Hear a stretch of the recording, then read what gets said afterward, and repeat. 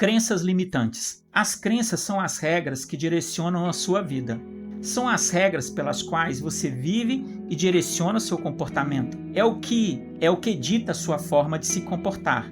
Essas regras podem ser libertadoras e positivas e te dar permissão para atingir suas metas e viver os seus valores. Por outro lado, elas também podem ser impedimentos, tornando as suas metas impossíveis ou te levando a acreditar que você não é capaz de obtê-las. Crenças são princípios de ação. Portanto, se você quer saber no que alguém acredita, observe o que essa pessoa faz, não o que ela diz acreditar. Todos os nossos relacionamentos, habilidades e possibilidades são influenciadas tanto pelas nossas crenças positivas como pelas negativas. Formamos nossas crenças e nossos medos como o resultado de nossas experiências. A partir disso, agimos como se fossem verdades absolutas. Em certo grau, elas funcionam até mesmo como profecias autorrealizáveis, já que aquilo em que eu acredito direcionará a minha conduta e os meus relacionamentos. Supondo, por exemplo, que você acredite que alguém é agradável, você agirá dessa forma, abordará a pessoa de forma aberta,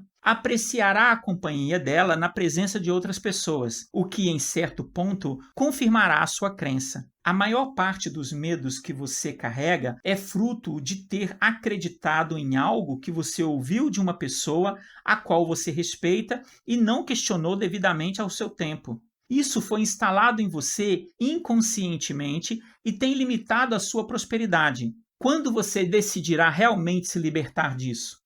Se as crenças são experiências, isso significa então que você pode escolher suas crenças e alterar o resultado a qualquer momento. Se você gosta dos resultados que tem, continue agindo da maneira que você sempre agiu e mantenha suas crenças. Se você não gosta dos resultados, modifique o seu comportamento e mude suas crenças. Existem pessoas que possuem crenças de estimação, mas crenças podem e devem mudar. A consciência de que as crenças são alteráveis são, em si, desafiadoras para muitas pessoas, porque elas tendem a pensar que as crenças são como posse, e no fundo as pessoas não gostam de perder, nem mesmo quando é algo ruim. Por isso, vamos usar aqui a ideia de ressignificar as crenças para que elas produzam resultados diferentes. Como as crenças atuam como regras sobre o que é possível, ao ressignificar essa crença que antes te aprisionava, é possível que você ganhe ainda mais criatividade em outras áreas da sua vida. Abandone aquilo que tem te impedido de avançar. Mas como fazer isso? Muito simples. Ao mudar suas crenças, você começará a executar novas ações, que não somente solucionam o problema existente, como levam a novas experiências fora do contexto que antes você se inseria. Qualquer crença negativa, torne-a temporária. Se a crença for positiva, torne-a permanente e definitiva. O seu novo aprendizado está no ato de executar. Se você quer ressignificar uma crença, haja. A mudança se origina na ação, não no conhecimento intelectual. Toda ação resultará em aprendizado.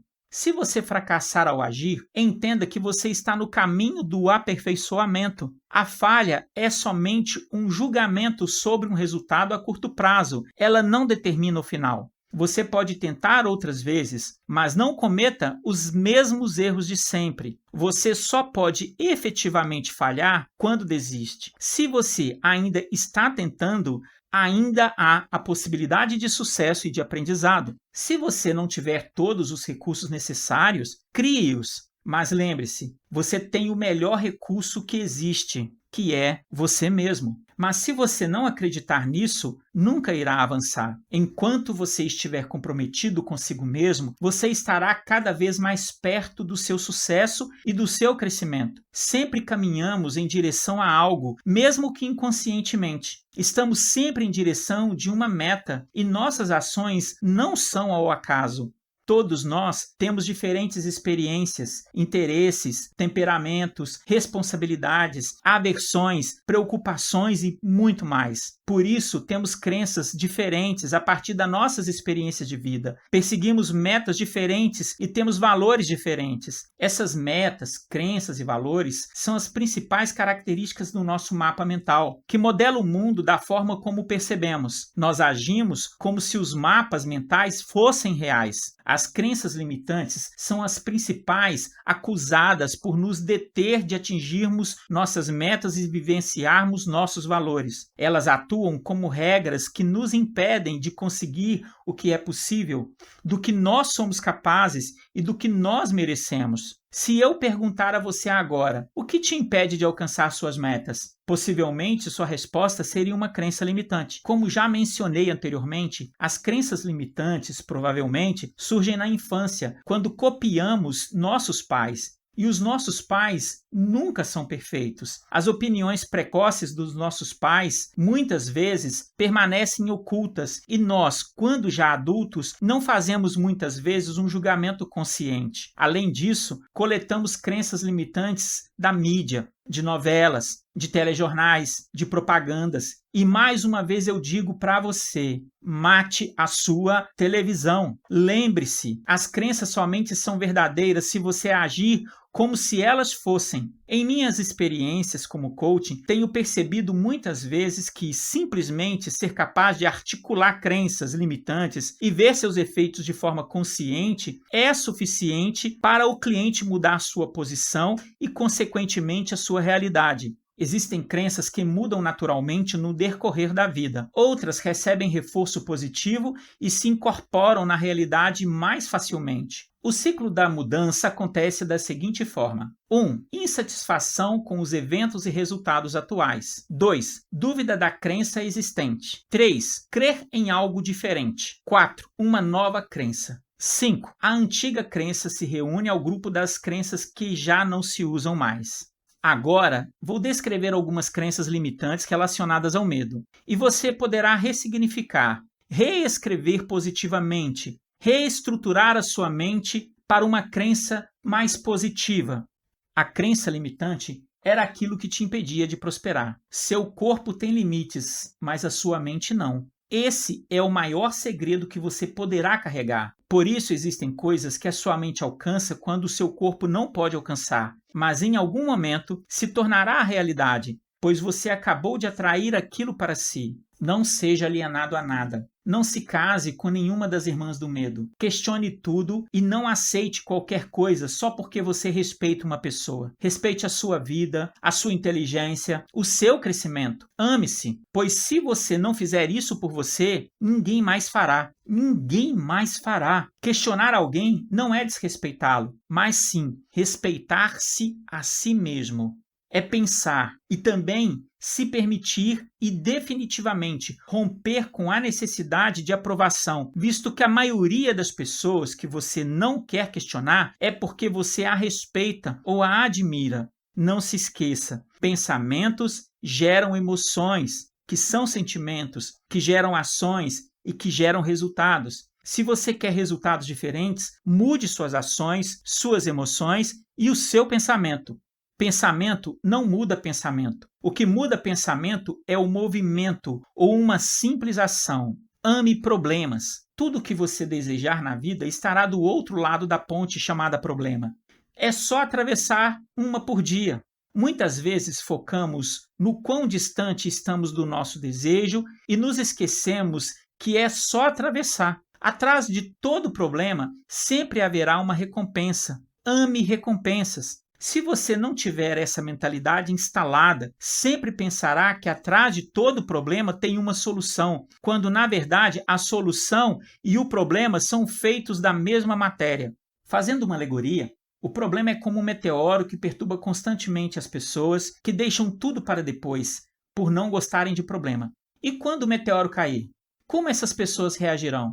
Se elas podem agora resolvê-lo desviando da Terra, por que esperar que ele atinja? Acredite, Sempre que você decidir amar o problema, será mais fácil resolvê-lo. Por isso, e posso dizer isso por experiência própria, pois não existe um problema que eu não possa resolver. Afinal, eu amo problemas e eu quero resolver todos que encontrar pela minha frente. Deseja mais paciência? Peça pessoas problemáticas. Deseja sabedoria? Aguarde pessoas com situações difíceis para resolver. Deseja prosperidade? Pense em um problema que a maioria nunca pensou antes e nunca conseguiu resolver. Torne-se um especialista em problemas e mentalize que todo problema que chegar até você quer te ensinar algo que outras pessoas não têm problemas parecidos, não saberão e não crescerão em maturidade como você. Que parágrafo horroroso. Vamos lá. Torne-se um especialista em problemas e mentalize que todo problema que chegar até você quer te ensinar algo que outras pessoas que não têm problemas parecidos não saberão e não crescerão em maturidade como você. Assim, você entenderá que os problemas são bons. Não veja problemas como dificuldades. Veja o problema como uma possibilidade de crescimento. Veja a situação aparentemente sem resolução como uma oportunidade de crescer em sabedoria. Amar problema nunca será ruim. Por mais que você não concorde, pare, respire e pense no que está lendo neste momento. A cada problema há uma recompensa. Repito, à medida que você se tornar especialista em problemas, você nunca mais será pego de surpresa. E ainda existe mais uma dica poderosa para você. Os problemas fugirão de você. É isso mesmo. À medida que você se tornar um expert em soluções, os problemas não querem mais saber de você. Os problemas irão atrás dos medrosos, pois eles sabem que se chegarem até você, você irá resolvê-los. Seja íntimo da dor, pois ela pode ser uma grande amiga ou o seu combustível. A dor pode ser a mola propulsora para que você transforme aquilo que era sofrimento em resultado, o que era angústia em maturidade e o que era, a princípio, prejuízo em lucro. Compartilho com você um fato que aconteceu com um dos meus colaboradores. Estávamos em um treinamento e durante esse processo solicitei que ele assasse pães de queijo para nós. Perguntei o que havia acontecido, pois tinha 40 minutos que havia solicitado e ele respondeu que a cozinha estava fechada e não tinha forma para assar. Instiguei que ele pensasse em outras possibilidades, mas ele não conseguia. Dei então a ideia de tirar a rosca de plástico da tampa da panela e assar com a tampa virada para cima. E ele disse, não vai dar certo. Depois olhei para a telha e pensei, se existe peixe na telha, vamos fazer pão de queijo na telha. E ele disse, não, isso vai deixar um gosto terrível na comida. Após vários estímulos, o mesmo disse que compraria o pão de queijo na padaria para acabar logo com isso. Todavia, eu disse que isso não era solução. Na verdade, eu já havia pensado em uma saída mais fácil, mas quis estimulá-lo a não desistir e pensar a respeito disso de forma holística. Depois de algum tempo, eu disse para ele, saia lá fora, aperte a campainha da casa em frente. Sairá de lá uma senhora de cabelos brancos. Peça a ela a forma ou a assadeira, e ela vai te entregar e você conseguirá assar os pães de queijo. Ele o fez e tudo aconteceu como eu já tinha mentalizado anteriormente. Após 5 minutos, ele chegou com a bandeja e assamos o pão de queijo. Foi um aprendizado incrível para todos nós. Nessa situação, qual seria a sua atitude? Diante da falta de recurso, você desistiria? Você é o maior recurso que existe. Acredite, tudo que é seu já existe. Existe um segredo que, se aplicado, promove uma devastação cerebral sem retorno. Você sabe qual é o maior problema do mundo? Todo envolvimento com problema aumenta a sabedoria, a autoridade e a confiança. Todo ser que pensa ama problema. Todo problema resolvido desalienia você do mesmo. O maior problema do mundo é você. Só que os problemas e as soluções são feitas da mesma matéria. Escolha viver correndo de você e conhecerá uma vida de fardos infinitos. Escolha viver correndo de você e conhecerá uma vida de fardos infinitos. Será que você pode dizer que ama problemas? Você consegue dizer isso? Depois de pensar nesses problemas, vamos mentalizar e verbalizar que você ama esses problemas e que eles serão resolvidos. Vamos lá? Entenda e utilize desse segredo para aprender realmente a amar os problemas e não fugir deles. Isso fará uma diferença assustadora no seu dia a dia, mas você precisa experimentar e só se experimenta algo fazendo. Autoimagem. Nosso corpo carrega a nossa história emocional, física, afetiva, psicológica e social. Nossos pensamentos, sentimentos e experiências são canalizados a todo tempo em nosso corpo, na forma com que nos expressamos através dele. É por isso que acontecem as conhecidas doenças psicossomáticas. Essas doenças são apenas formas de seu corpo se comunicar com você, dizendo que existe algo errado. Freud já dizia: nenhum ser humano é capaz de esconder um segredo. Se a boca cala, fala às pontas dos dedos. Se a boca cala, seu corpo fala. Sabe o que isso quer dizer? Que muita coisa se revela nas entrelinhas do seu comportamento. Muitos fingem ostentar certos rótulos. Entretanto, em pouco tempo, revelam quem realmente são. William Shakespeare também nos dizia algo parecido. A vida é um teatro, onde assim que nascemos, nos tornamos personagens das histórias que participamos, pois cada um representa diversos papéis para diferentes plateias, mas muitos representam até para si mesmos. Neste capítulo, uma das coisas mais importantes que você aprenderá é: você sabe quem realmente é? Está todo o tempo escondendo dos outros sua verdadeira identidade e desempenhando papéis até para si mesmo? Além disso, a maior parte da nossa comunicação é não verbal. Comunicamos o tempo todo sobre o que sentimos, pensamos, desejamos, sonhamos. Você fala até quando está calado. Com o passar do tempo, criamos cascas, devido aos traumas que enfrentamos ao longo da vida. É o que eu chamo de casca-máscara social.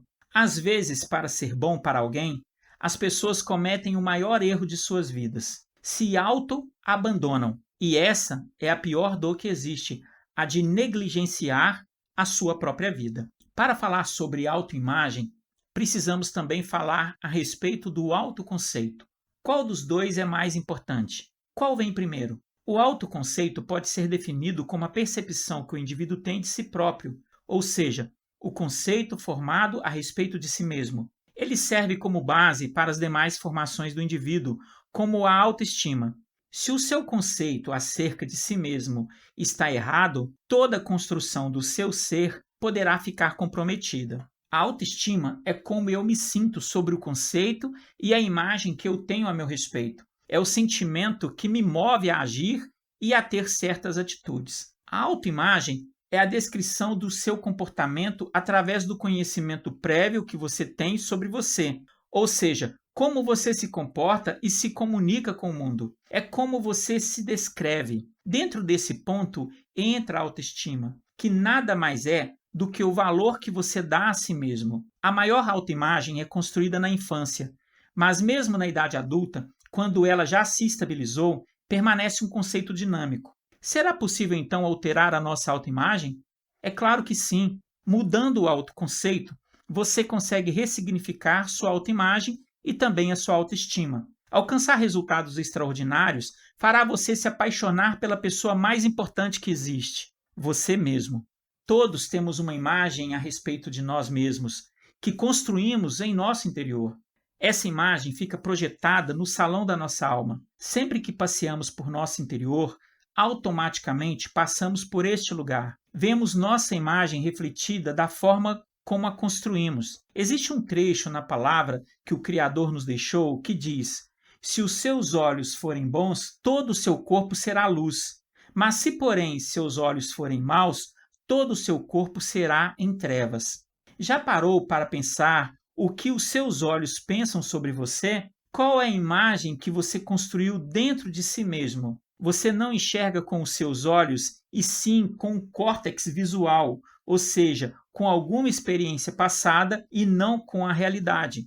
Uma das causas mais poderosas do medo é não ter bem definido a sua imagem real. Talvez você tenha construído sua imagem baseada em opiniões ou inferências alheias, mas é chegado o tempo de ativar dentro de você quem você realmente é. Nathaniel Branden é o psicólogo que trabalhou ativamente na psicologia da autoimagem e ele declara que a autoimagem é quem ou o que nós pensamos ser. nossos traços físicos e psicológicos, nossas realidades e imperfeições, nossas possibilidades e limitações, nossas forças e fraquezas. Segundo o mesmo autor, a autoestima é a disposição de experimentar a si mesmo como competente para lidar com desafios básicos da vida e digno de felicidade. Aqui entra algo muito importante na vida da maioria das pessoas: a comparação.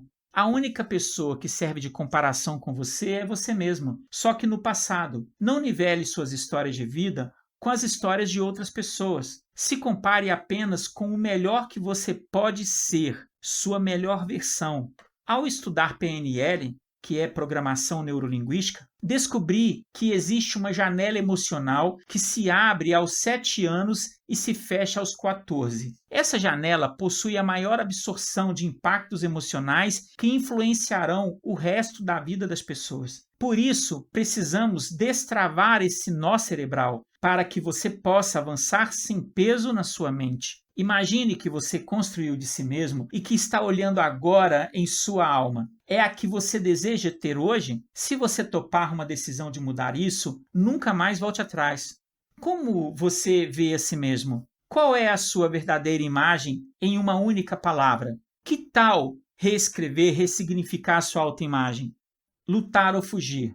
A última fase do medo no cérebro acontece no hipotálamo, zona responsável por várias funções. Dentre elas, a regulação do comportamento emocional. O cérebro faz a seguinte pergunta: vai lutar ou fugir? A reação de lutar ou fugir, também descrita como estresse agudo, foi descrita pelo fisiologista Walter Bradford em 1927. Em sua teoria, Bradford diz que os animais, sim, você é um animal racional, reagem às ameaças com uma descarga energética comum do sistema nervoso, fazendo com que você permaneça e lute ou fuja para se defender. As consequências corporais podem ser aceleração de batimentos cardíacos, dilatar as passagens dos brônquios, constringir os vasos sanguíneos, aumentar as contrações do esôfago, dilatação da pupila, aumento da adrenalina, transpiração, aumento da pressão sanguínea, dentre outros. Se você fugir, o estoque do medo acumulado dentro de você aumenta assustadoramente, e com eles as consequências corporais, além de imprimir ainda mais força a esse medo que aparentemente pode ser uma fantasia. O medo é como um monstro que se alimenta de si mesmo.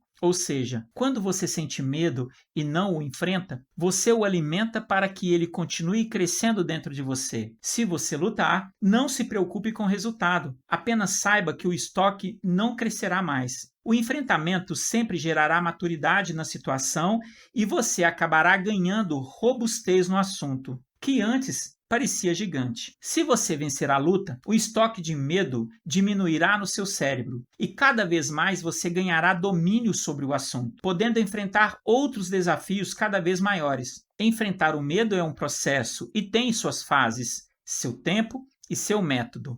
Você precisa criar uma estratégia pessoal para lidar com o medo e alcançar o seu objetivo. Já pensou em questionar-se? É necessário uma reflexão sobre os seus medos. Pergunte a si mesmo: o que eu realmente temo? Alguns medos parecem razoáveis e outros são irracionais, e muitas vezes possuem motivações que você mesmo desconhece, mas todos provocam em você reações instintivas, sem que você avalie as consequências. Um dos passos mais importantes é conhecer os seus medos. Não se pode lutar contra aquilo que não se conhece. Encare seus medos proativamente. Busque na sua memória a primeira vez que você sentiu medo. Investigue a origem do seu medo, porque geralmente está associada à falta de informação. Se você, por exemplo, tem medo de andar de avião, estude sobre o assunto e veja as estatísticas de quantos aviões caíram até hoje, em comparação aos acidentes ocorridos com outros meios de transporte, por exemplo. Informe-se, e isso pode libertar você. O medo faz você se sentir impotente e miserável. Na verdade, o medo te faz esquecer tudo que você é capaz de enfrentar. O medo funciona como um verme que corrói você por dentro, te paralisa e te torna incapaz de agir. Tudo sem você perceber. Por esse motivo, é importantíssimo que você mude suas perspectivas e comece a refletir sobre tudo que você enfrenta diariamente e que exija virtudes de você. Aprenda a reconhecer suas habilidades e virtudes. Valorize suas atitudes positivas e comemore seus sucessos, ainda que pareçam pequenos. Se você não começar a comemorar suas pequenas vitórias, esperando pelas grandes, quando elas chegarem, você desejará maiores e nunca ficará feliz por desempenhar um bom trabalho. Outro ponto importantíssimo é o poder da visualização. Tenho experimentado desse recurso e colhido os frutos de uma vida sem gastos de energias desnecessários e, ao contrário, focado em algo que gera resultado real. Seu crescimento estará muito relacionado a isso. Aquilo que você não visualiza possivelmente não acontecerá. E se acontecer, demorará o dobro do tempo. Você está disposto a esperar muito por não usar um recurso disponível? Visualize como seria sua vida sem esse medo que te atormenta e te limita. Imagine como tudo seria diferente se você não sentisse tanto medo. Já pensou em quantas coisas você poderia fazer? Aproxime-se sempre que possível do que lhe causa temor. Por exemplo, se você tem medo de falar em público, aproxime-se dessa realidade. Vá a palestras, fique perto dos palestrantes, procure se conectar com pessoas que dominam o assunto, enfrente e vença o seu medo. Quando você tem medo de alguma coisa, a única coisa que precisa mentalizar é: nunca, por motivo algum, ficarei passivo diante daquilo que me causa medo. Sempre o enfrentarei. Repita isso com você mesmo. Nunca, por motivo algum, ficarei passivo diante daquilo que me causa medo. Sempre o enfrentarei. Recuse-se a ser vítima do medo. O medo é que tem medo da gente. Controle mental absoluto. Assim como motores de carros de corrida, o seu cérebro precisa de ajustes finos para explodir em novos resultados. Uma forma de regulagem cerebral é estabilizar o foco temporal. Utilizar energias em excesso com o passado e com o futuro o desconecta com o agora. O ideal é que 10% esteja conectado com o passado, 20% esteja conectado com o futuro e 70% esteja conectado no agora. Como está a sua energia agora? Qual é o percentual que você tem dedicado ao passado? E qual é o percentual que você tem colocado de energia para o futuro? E no agora? Pense, se você conseguir operar com energia superior a 70% no agora, os seus resultados serão extraordinários. Você deseja isso? Se a resposta for sim, você precisa manter um guarda na porta da sua mente. Não permita que os eventos externos e circunstâncias afetem seu estado emocional. Você não acha que isso é possível? Me acompanhe na história a seguir. Certa vez, Jim Rohn, o mentor de Tony Robbins, disse a ele: todos os dias coloque um guarda na porta da sua mente. Vigie o seu café. Jim perguntou: se o seu pior inimigo colocar açúcar no seu café, como o mesmo ficará? O Tony respondeu: ficará doce. E o seu melhor amigo colocar toxina, veneno no seu café? Perguntou novamente Jim. E o Tony respondeu: eu morreria. Jim encerrou: por isso você deve colocar esse guarda, pois a forma com que você cuida do seu café é a mesma forma com que você toma conta da sua vida. Eu chamo isso de bloqueio do bem, ou blindagem cerebral. Você verdadeiramente é o que pensa? O que você realmente acredita ser? Por isso, deve levantar uma lista poderosa de inimigos que serão as suas barreiras cerebrais que protegerão todos os dias os seus propósitos. Uma das frases mais poderosas que já li em toda a minha vida é: uma pessoa que possui controle mental absoluto não é alienado a nada. Esse controle absoluto se dá pela habilidade emocional de lidar com os próprios sentimentos, se adaptar a situações e expressar o que pensa de forma saudável, tanto para si mesmo quanto para o grupo. Quando você detém o controle de quem é, de onde quer chegar e sabe qual é a sua real identidade, nada e nem ninguém poderá te impedir de alcançar tudo o que você deseja. Aliás, tudo já é seu. Apenas pare de atrapalhar. Pode ser? Que tal agora fazer uma lista de 10 bloqueios do bem, ou de blindagem cerebral que você utilizará a partir de agora? Vamos lá? Mãos à obra. Modelagem inspiradora. O melhor método de aprendizagem da história é a modelagem. Modelagem é quando você observa algo que é interessante em alguém e normalmente você não tem. E então você decifra a pessoa, observa os comportamentos e imprime a sua realidade, com a sua identidade e características próprias. Tem um vídeo no YouTube com o Vitor Azevedo em que falamos sobre as peças de Lego que cada pessoa tem. Mas para montar um brinquedo, talvez eu tenha uma peça repetida e preciso trocar com o meu próximo. Modelagem é isso: pegar a peça de Lego do outro ou trocá-la, como você preferir. Modelagem não é cópia, é a forma de aprendizagem social desenvolvida por Albert Bandura, que diz que o comportamento pode ser aprendido com base na observação e modelação. É observando e modelando, neste caso imitando, que as crianças aprendem a falar e a brincar, por exemplo. Bandura trouxe a ideia de que as pessoas podem aprender tanto diretamente quanto indiretamente. Supondo que um colaborador de uma empresa ganhe um prêmio pelo seu desempenho profissional, esse comportamento será reforçado pelo próprio colaborador a fim de que no futuro ele possa novamente ser reconhecido pelo seu potencial e trabalho. Seus colegas de trabalho, caso desejem crescer, tenderão a proceder como ele, pois viram que o bom desempenho dele gerou frutos e foi apreciado. Isso significa que modelar o comportamento do colaborador reconhecido é uma forma de aprendizagem social. Você pode, por exemplo, modelar lendo livros como este. Perceba que durante todo o meu livro compartilho das minhas histórias, das minhas perspectivas e de coisas que têm feito muito sentido para mim.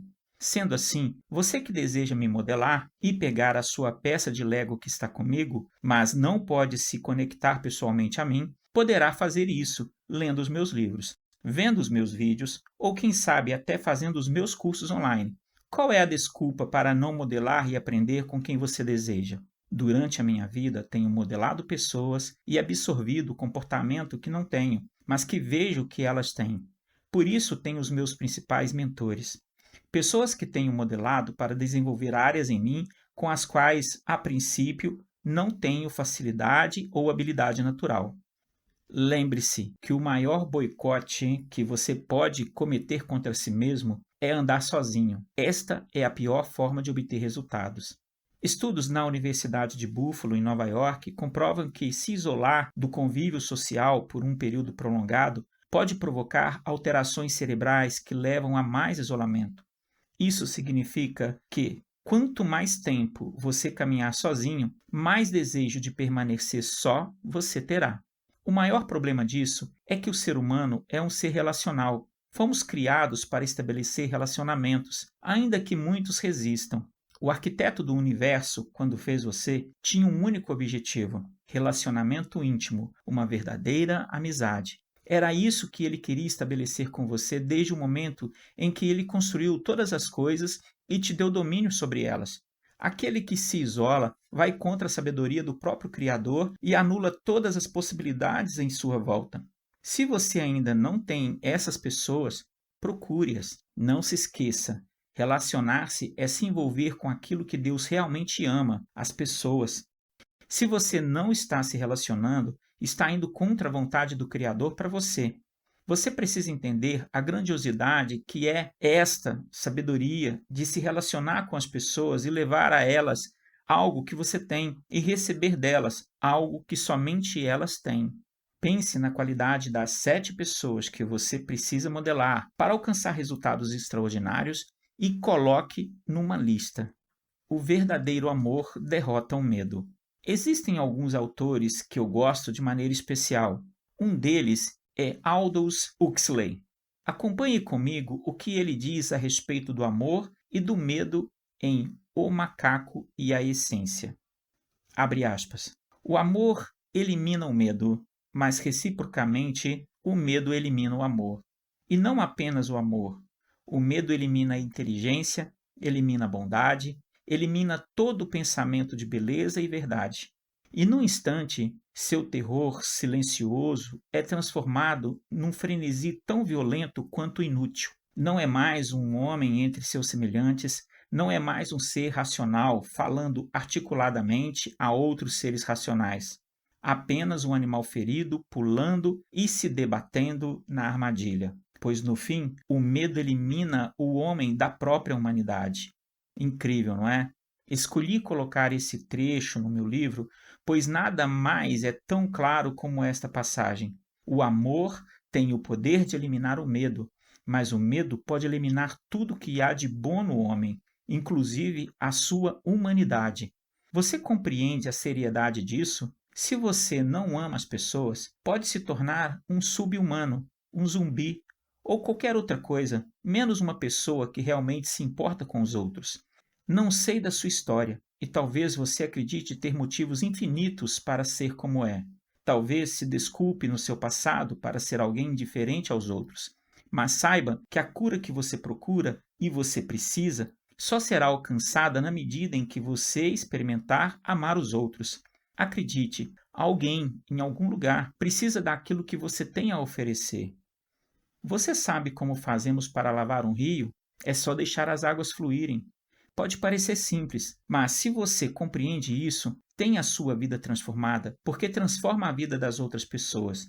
Você deseja lavar o seu rio somente deixando as águas que vêm da fonte passar sobre você, retirando a sua impureza e depois correndo em torrentes de águas puras? Infelizmente, existe uma forma de criar uma barragem no seu rio e impedir que ele flua livremente. E a essa barreira daremos o nome de medo. Por causa do medo que você cultiva em seu interior, você se aproxima mais dos outros animais irracionais e se afasta de quem você nasceu para ser. Você perde a sua essência por causa do medo. Você perde a sua identidade. O amor oferece raízes e asas às pessoas. O Criador proporciona a você um sentimento de pertencer, que são as raízes, e um sentimento de liberdade, que são as asas. Você já pensou em ser livre assim? Já desejou essa liberdade? Então por que você se acorrenta? Você é o seu próprio carcereiro. O amor difere do medo. Não tenta controlar ou manipular pessoas. Um pássaro engaiolado não pode voar. Você precisa libertá-lo. Você precisa libertar-se. Por que você ainda faz isso com você mesmo? Como já falei antes, o medo reprime a maioria das pessoas. Mas quando sabemos quem somos, somos livres para ultrapassar todo o nosso potencial. Mas para isso precisamos agir com confiança no Criador e não com medo. O medo é o sentimento que mais influencia a vida das pessoas. Mas isso pode ser mudado. Ter medo pode não ser o seu destino. Por que não mudar isso agora? Você conhece pessoas que têm medo de perder as outras? Existem pessoas que querem controlar o destino de outros seres humanos, mas seja o que for que o Criador dê a você, cônjuge, filhos, amigos, etc., você precisa aprender a segurar livremente nas suas mãos. Se você não possui nada, não pode perder nada. Você é o mordomo, e não o mestre ou senhor sobre seus filhos. Seus filhos pertencem ao Criador, e ele os dotou de um dom chamado livre-arbítrio. Entenda que talvez seus filhos façam escolhas que você não concordará ou talvez não entenderá, mas as escolhas são deles e não suas. Não é todo mundo que entendeu o seu caminho. Afinal, esse caminho era só seu e não deles. Da mesma forma, deixe seus filhos e as outras pessoas livres para seguirem seus caminhos. É o caminho delas, não o seu. Uma pessoa cheia de amor é capaz de libertar pessoas e coisas. Ela faz isso porque ela própria compreende o que é o preço da liberdade. Porque um dia ela sentiu o que é o verdadeiro amor. Só sabe amar e não tem medo quem já experimentou o verdadeiro amor. Você se sente amado por você mesmo? Você se sente amado por Deus? No livro mais lindo do mundo existe uma passagem que diz: no amor não há medo. Antes, o perfeito amor lança fora o medo, porque o medo envolve tormento. E quem tem medo não está aperfeiçoado no amor. O medo quebra a confiança. É por isso que quem padece de medo vive atormentado, ao contrário de quem ama e se sente amado verdadeiramente, pois estabelece um vínculo de confiança e amizade genuína com o Criador. Aperfeiçoar-se no amor é ter convicção e permanecer no amor do Criador. É ativar sua identidade de filho amado do Pai. É entender que Ele ama você, porque Ele escolheu amar. Não foi o seu muito fazer ou o seu fazer perfeito que o convenceu. Ele te ama e quer ser seu amigo porque essa é a natureza dele. Pare agora onde você está, feche seus olhos, respire bem fundo. Inspire pelo nariz e solte pela boca. Mais uma vez. Sinta esse amor e essa experiência inundar você. Sinta seu coração e a sua alma encher-se de confiança, de convicção deste amor. Permita que todo medo, que toda insegurança, que todo temor saia de dentro de você. O amor é liberdade. O Criador nos fez à imagem e semelhança dele. Por isso, jamais conseguiremos resistir a esse amor perseguidor. Os anjos são maiores que os homens em estatura, porém menores em glória. Eles são obrigados a servirem a Deus enquanto nós não. O livre-arbítrio é um instituto cerebral que nos dá a liberalidade de escolher amá-lo ou não. Nunca tente segurar uma pessoa que você ama, pois isso não é amor. Deus nunca quis segurar Adão no jardim do Éden. Por isso criou uma árvore do conhecimento do bem e do mal, sendo a única forma de Adão sair de lá. Isso sim é prova de amor. Adão, você é livre para ficar e para ir. O que você prefere? A resposta dele é a mesma da sua. Vive buscando coisas fora de você e se importa com as opiniões, e tem uma necessidade infinita de aprovação dos outros. Inclusive, sofre com esse impacto em sua vida agora. O mestre replantou o jardim dentro de você e escolheu morar aí. Por isso, o único caminho é para dentro.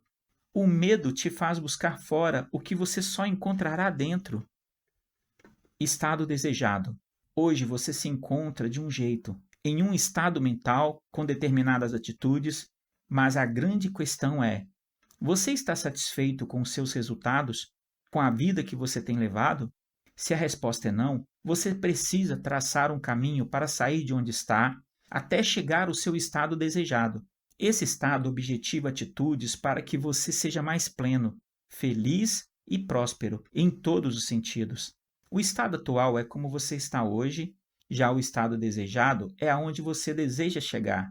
E entre quem você é para quem você deseja se tornar, há uma diferença que pode ser chamada de ponte, que você precisa atravessar. Pessoas que possuem os objetivos bem definidos têm mais êxito naquilo que se comprometem a fazer.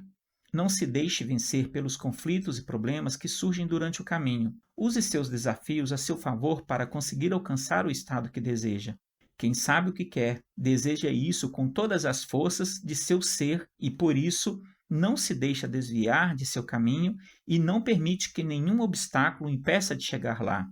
Quem tem o estado desejado bem definido, projeta para o momento em que consegue atingi-lo e isso ativa algo dentro de si, para não desistir e nem também retroceder. Pessoas que não sabem onde querem chegar, pegam qualquer caminho, utilizam de qualquer meio e, no final, ficam frustradas. É possível caminhar sem direção. Para quem não sabe aonde quer chegar, qualquer caminho serve. Para sermos plenamente realizados, precisamos encontrar um sentido no que estamos fazendo, no rumo que a nossa vida está tomando. Caso contrário, viveremos sob constante pressão e estresse, o que não é física, mental e muito menos espiritualmente saudável. Para alcançar seu estado desejado, você precisa construir o percurso. Ao contrário do que muitos pensam, ele não é conquistado, e sim construído. Não existe atalho entre o estado atual, o ponto A, e o estado desejado, o ponto B. Entre o A e o B, você precisa construir os módulos para alcançar de um ponto ao outro. Talvez você pense: para chegar aonde eu quero, preciso apagar toda a minha história. Não se engane. A única forma de ultrapassar o vale das limitações é através de pontes. Falando nisso, você sabe como se constrói uma ponte? Para construir uma ponte, primeiro você precisa dos pilares. Entre o estado atual e o estado desejado, você precisará de pelo menos 2 pilares fortes. O primeiro é o relacionamento com o Criador, e em segundo, o relacionamento com pessoas que dominam o assunto. Você precisa compreender que a chave para o sucesso são os relacionamentos. 85% dos seus resultados dependem das pessoas com as quais você se conecta, e eu sou a prova viva disso. Exatamente por esse motivo, os pilares são baseados no relacionamento. Depois de estruturados os pilares, você precisa colocar os módulos para construir sua ponte. O primeiro deles é o conhecimento. Ele diz respeito ao saber, ao conhecimento adquirido, ao seu estudo sobre onde você deseja chegar e o que você precisa fazer para alcançar isso. O segundo módulo é a sabedoria. Só se conquista a sabedoria fazendo, repetindo e praticando. Quando você executa as tarefas que você traçou anteriormente, você está adquirindo sabedoria. O terceiro e último módulo da sua ponte é o domínio. Ter domínio sobre algo é ganhar autoridade sobre o assunto, é ensinar sobre aquilo que você já conhece, já tem sabedoria e agora domina. Sempre que você constrói o domínio em uma área, você ganha paz naquele assunto. E a paz é o que a maioria das pessoas procuram, mas não encontram simplesmente porque não possuem autodisciplina. A autodisciplina é ter domínio sobre as 3 áreas da sua vida: sobre sua língua, sobre seus impulsos sexuais e sua alimentação. Se você é dominado em alguma dessas áreas, sua autodisciplina está seriamente comprometida. Como anda o seu domínio sobre essas 3 áreas? Dê uma nota de 0 a 10 para cada uma delas e estabeleça uma tarefa prática e real para melhorar a sua nota. Agora que você aprendeu a controlar sua língua, seus impulsos e também a sua alimentação, escreva 10 alvos que você alcançará brevemente para compor o seu estado desejado. Fique atento, pois você está prestes a alcançar tudo o que sempre desejou e o que você mais anseia. Mas para isso é necessário traçar alvos, ainda que pequenos e simples, para chegar onde deseja. Tenha seus alvos claros e alcançáveis. Antimedo é o neologismo transformado por mim. Fui inspirado por Napoleão Hill em seu livro Mais Esperto que o Diabo e por Nassim Taleb no seu livro Antifrágil. Criei uma palestra com esse tema e pensei, as pessoas não irão sair de suas casas para assistir uma palestra dessa. Sabe o que aconteceu? Nunca me senti um palestrante poderoso até alcançar essa palestra. Em algumas vezes, pessoas assistiram sentadas no chão e outras assistiram do lado de fora por não caber nos auditórios. Aprenda algo. Tudo que acontece com você é bom. Tudo mesmo. Aquilo que você não gosta de imediato te trará alegria imediata. Produzirá fruto de justiça e amadurecimento. Tudo que acontece com você é para aumentar a sua robustez e te fazer ir mais longe.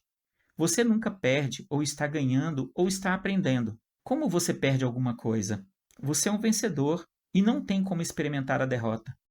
A derrota é inerente a pessoas que não descobriram o que verdadeiramente são e, portanto, não têm a sua identidade ativada.